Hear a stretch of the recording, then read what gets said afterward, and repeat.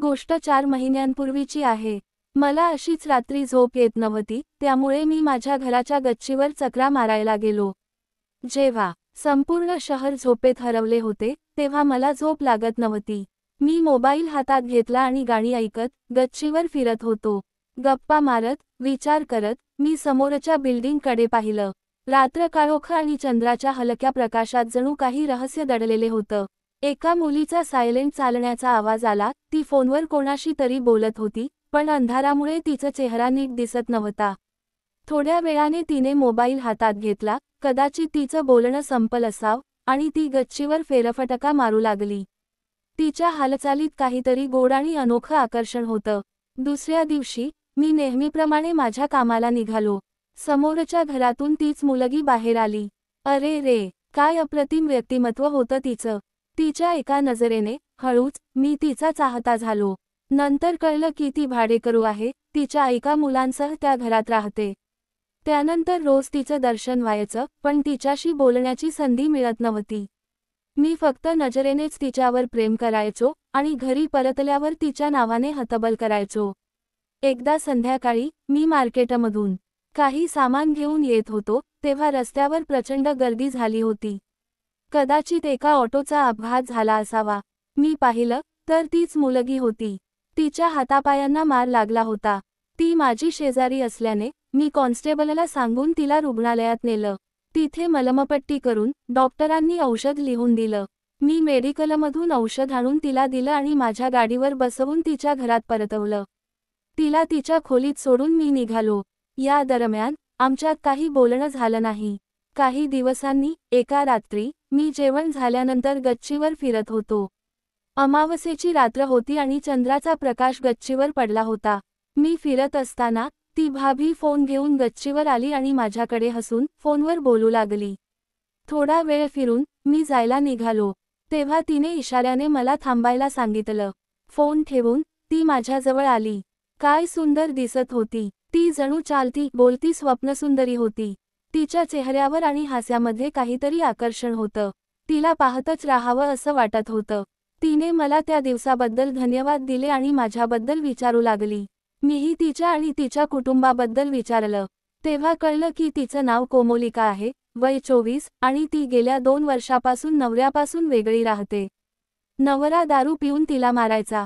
लहान वयात लग्न झाल्यामुळे कोमोलिकाला 2 मुलं असूनही ती खूपच तरुण दिसते. त्या दिवसापासून आमच्या गप्पाचा हसी टिटोलीचा सिलसिला सुरू झाला. रात्री गच्चीवर फिरताना आम्ही बोलायचो. कोमलिका खूप हसत खेळत बोलायची. मी मधून मधून तिच्या सौंदर्याची तारीफ करायचो, तेव्हा ती लाजून हसायची. एकदा तिने माझा फोन नंबर मागितला. मी दिला आणि त्या रात्री तिचा व्हॉट्सॲपवर मेसेज आला. मला विश्वासच बसत नव्हता की इतकी सुंदर भाभी माझ्याशी बोलते. हळूहळू आमच्या गप्पा सुरू झाल्या. मी कधी मजेशीर मेसेज पाठवायचो, तर कधी डबल मीनिंग जोक्स. ती फक्त स्माइली पाठवायची. तिच्या बोलण्यातून आणि डोळ्यातून मला जाणवलं की नवऱ्यापासून वेगळं झाल्यापासून तीही एकटी आणि उत्सुक आहे. थोडी संधी घेतली तर कदाचित मला तिच्यासोबत सुंदर वेळेचा अनुभव घेता येईल असं वाटलं. मी तिची छोटी मोठी कामं करायचो, ज्यामुळे ती माझ्यावर खुश होती. कधी ती कंटाळली की आम्ही फोनवर गप्पा मारायचो. एकदा कोमलिकाने दुकानातून सामान आणायला सांगितलं. मी सामान घेऊन तिच्या घरी पोहोचलो. मालक घरी नव्हता आणि वरचा मजला तिने भाड्याने घेतला होता.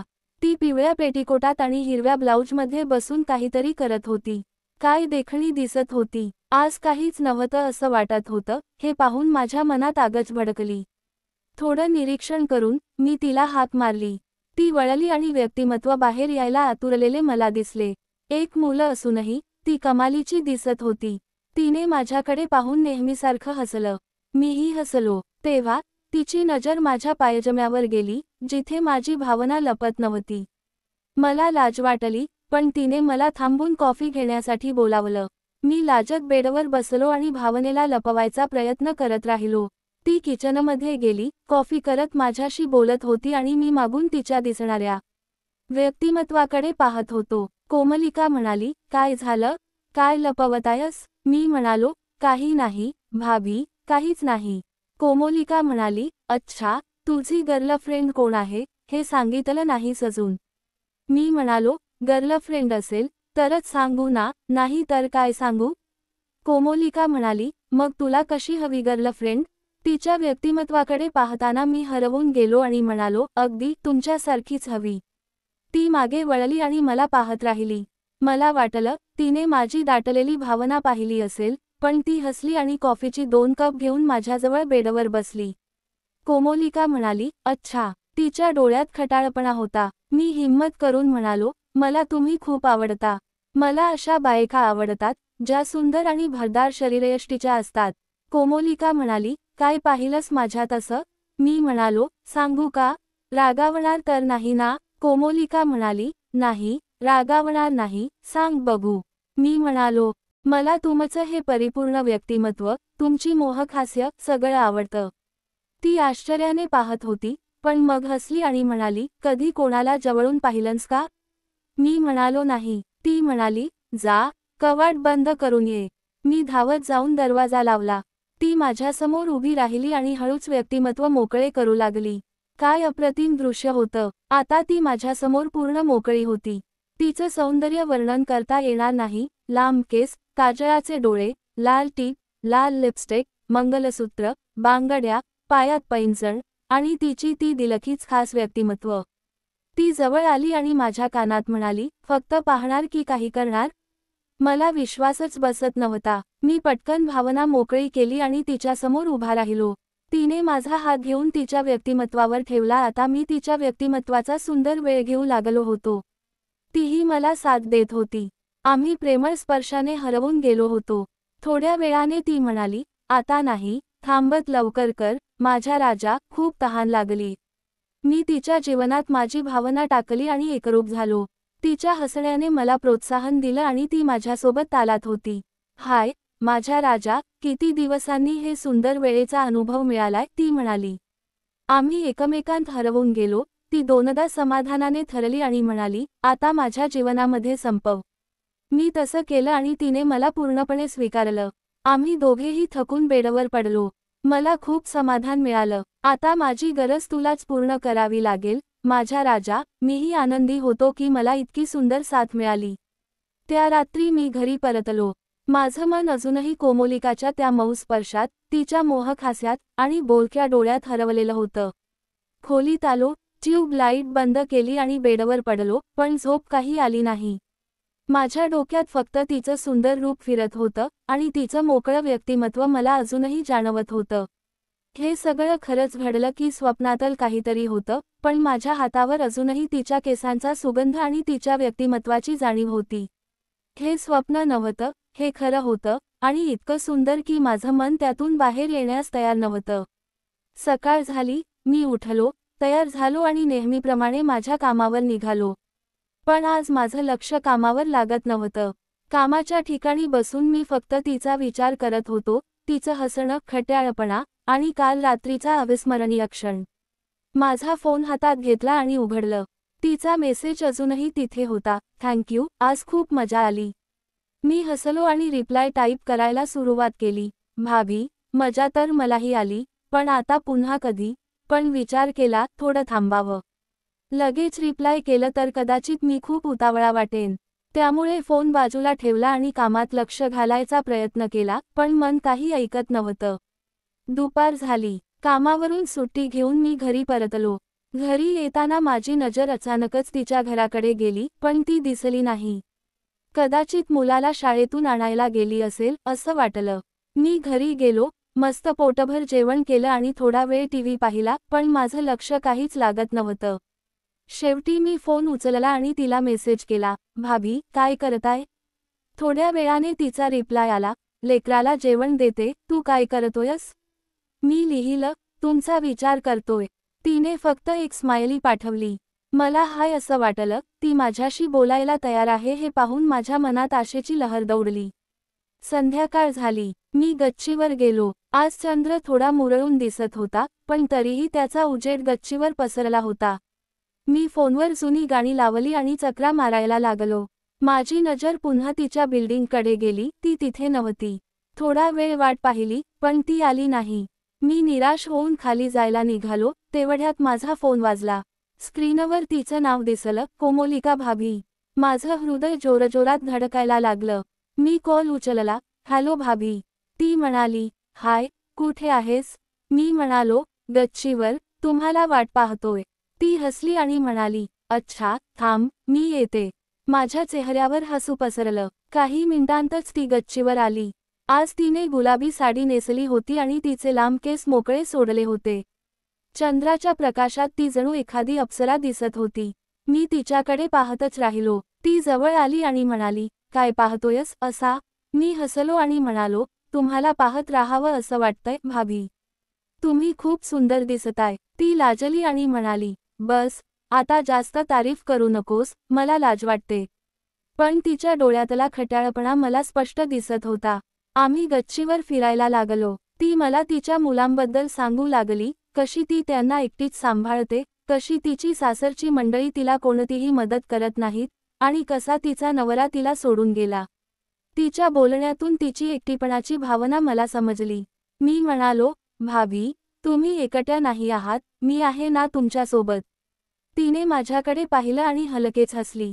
खरंच, ती म्हणाली. मी होकारार्थी मान हलवली आणि तिचा हात हलकेच हातात घेतला. तिने मला थांबवलं नाही. रात्र वाढत गेली. आम्ही गप्पा मारत होतो, हसत होतो आणि एकमेकांच्या जवळ येत होतो. तिने मला विचारलं, तुला कधी लग्न करायचं का? मी हसलो आणि म्हणालो, लग्न तर करेन, पण मला तुमच्यासारखी बायको मिळाली तरच. ती खळखळून हसली आणि म्हणाली, माझ्यासारखी म्हणजे कशी? मी म्हणालो, सुंदर, हसरी आणि थोडीशी खट्याळ. तिने माझ्या हातावर हलकेच चापट मारली आणि म्हणाली, तू पण कमी खट्याळ नाहीस. त्या रात्री आम्ही खूप वेळ बोललो. शेवटी ती म्हणाली, आता जाऊ. मी म्हणालो, थोडा वेळ थांबा ना भाभी, तुमच्या सोबत वेळ घालवायला खूप छान वाटतं. ती हसली आणि म्हणाली, ठीक आहे, पण फक्त थोडा वेळ. आम्ही गच्चीच्या कट्याला टेकून उभे राहिलो. चंद्राचा प्रकाश तिच्या चेहऱ्यावर पडला होता आणि तिचे डोळे चमकत होते. मी हळूच तिच्या जवळ गेलो आणि तिच्या कानात म्हणालो, भाभी, तुम्ही माझ्यासाठी खूप खास आहात. तिने माझ्याकडे पाहिलं आणि तिच्या डोळ्यात एक वेगळीच चमक दिसली. त्या क्षणी मला वाटलं, आता काहीतरी बोलावं. मी हिम्मत करून म्हणालो, भाभी, मला तुमच्या सोबत अजून वेळ घालवायचा आहे, तुमच्या जवळ यायचं आहे. ती थोडा वेळ शांत राहिली. मला वाटलं, कदाचित मी घाई केली असेल, पण मग ती हसली आणि म्हणाली, तुला माझ्यासोबत वेळ घालवायला आवडत ना? मग उद्या संध्याकाळी माझ्या घरी ये, तिने सांगितलं. मुलगा माहेरी जाणार आहेत, आणि मी एकटी असेन. माझं हृदय आनंदाने उड्या मारायला लागलं. मी म्हणालो, नक्की येईन, भाभी. ती हसली आणि खाली जायला निघाली. जातेवेळी तिने मला एक नजर टाकली, ती नजर जणू मला उद्याची वाट पाहायला लावणारी होती. दुसऱ्या दिवशी मी कामावरून लवकर घरी आलो, तयार झालो आणि संध्याकाळी तिच्या घरी पोहोचलो. दरवाजा उघडला, तेव्हा ती समोर उभी होती. आज तिने पिवळी साडी नेसली होती, आणि तिच्या गळ्यात मंगलसूत्र झगमगत होतं. ती म्हणाली, ये, आत ये. मी आत गेलो. घरात शांतता होती, मुलगा खरंच गेलेला दिसत होता. तिने मला बसायला सांगितलं आणि किचनमध्ये गेली. थोड्या वेळाने ती कॉफीचे 2 ग्लास घेऊन आली. आम्ही बेडवर बसलो आणि गप्पा मारायला सुरुवात केली. तिने मला विचारलं, तुला माझ्यात काय आवडतं?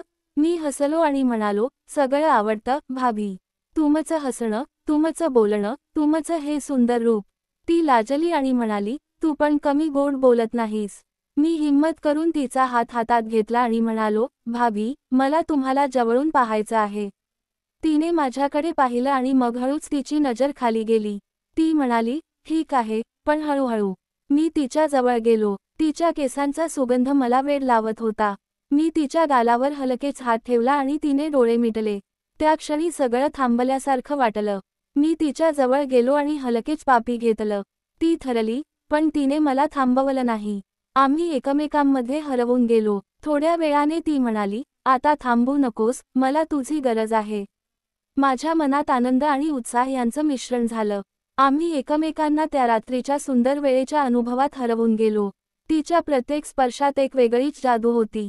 ती मला म्हणाली, तू माझ्यासाठी खूप खास आहेस. मी तिला मिठीत घेतलं आणि म्हणालो, आणि तुम्ही माझ्यासाठी सगळं आहात, भाभी. त्या रात्री आम्ही एकमेकांसोबत खूप वेळ घालवला. शेवटी थकून आम्ही बेडवर पडलो. मी म्हणालो, आता तू माझा आधार आहेस, मला सोडून जाऊ नकोस. ती म्हणाली, कधीच नाही, भाभी. आम्ही एकमेकांना मिठीत घेऊन झोपलो. त्या रात्री कोमलिकाच्या मिठीत झोपलो आणि मला वाटलं आयुष्य आता परिपूर्ण झालंय. पण त्या शांततेतही माझ्या मनात कुठेतरी एक छोटीशी शंका डोकावत होती. हे सगळं इतकं परफेक्ट का वाटतंय? कोमलिका माझ्यासाठी खूप खास होती, पण तिच्या आयुष्याबद्दल मला अजूनही बरंच काही माहीत नव्हतं. तिचा भूतकाळ, तिचा नवरा, आणि ती एकटी का राहते, हे सगळं माझ्या डोक्यात फिरत होतं. मी त्या विचारांना बाजूला सारले आणि तिच्याजवळ राहण्याचा आनंद घेतला.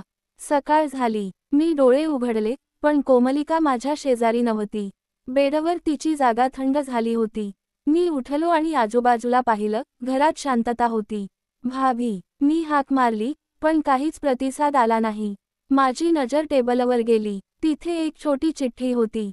मी ती उचलली आणि वाचली. मला थोडं काम आहे, लवकर परत येते. कॉफी किचनमध्ये आहे. मला हाय असं वाटलं. ती कुठेतरी गेली असेल असं वाटलं. मी कॉफी घेतला आणि घरी निघालो. पण मनात कुठेतरी एक प्रश्न उभा राहिला, ती सकाळी इतक्या लवकर कुठे गेली असेल? दिवसभर मी कामावरती होतो, पण माझं लक्ष ऑफिसमध्ये लागत नव्हतं. कोमलिकाचा विचार माझ्या डोक्यातून जात नव्हता. तिचं हसणं, तिचा खट्याळपणा आणि काल रात्रीचा अविस्मरणीय क्षण सतत मनात फेर करत होता. दुपारी मी तिला मेसेज केला, भाभी, कुठे गेली होती? सकाळी तिचा रिप्लाय आला, मुलाला भेटायला गेले होते, आता घरी आहे. तू काय करतोयस? मी लिहिलं, तुमचा विचार करतोय. संध्याकाळी तिने फक्त एक स्माइली पाठवली. मला हसू आलं, पण मनात काहीतरी खटकत होतं. संध्याकाळी मी कामावरून घरी परतलो आणि गच्चीवर गेलो. आज आकाश नितळ होतं, चंद्र दिसत नव्हता. मी फोनवर जुने सॉन्ग लावली आणि फिरायला लागलो. थोड्या वेळाने कोमलिका तिच्या गच्चीवर आली.